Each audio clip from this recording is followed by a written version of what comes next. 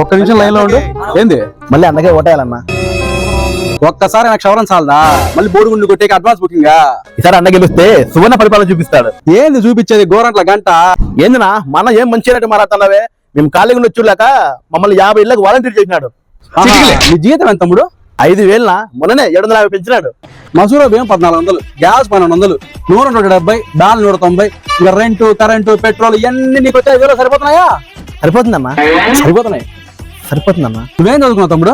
పిఏబిఈడినా అన్న ప్రతి సంవత్సరం డిఎస్సి నోటిఫికేషన్ ఇస్తానని ఇచ్చినాడా? విదేశాలకు పోవాల్సిన మిమ్మల్ని వీరికే పరిమితం చేసి మీ జీవితాన్ని 5,000తోనే ఆపేసినోడిగా మళ్ళీ మీరు ఓటేయమంటారు. చూడు తమ్ముడు, నాయకుడు అంటే గెలిచడం మాత్రమే కాదు, తన గెలుపు కారణమైన వాళ్ళని తనతో పాటు ముందుకు తీసుకెళ్లేటోడు. మీ నాయకుడు మిమ్మల్ని ముందుకు తీసుకెళ్లాడా లేదా మీ భవిష్యత్తుకు ముల్లకం చేసినాడా అని బాగా ఆలోచించుకొని రేపు వచ్చి ఓటు అడుగు.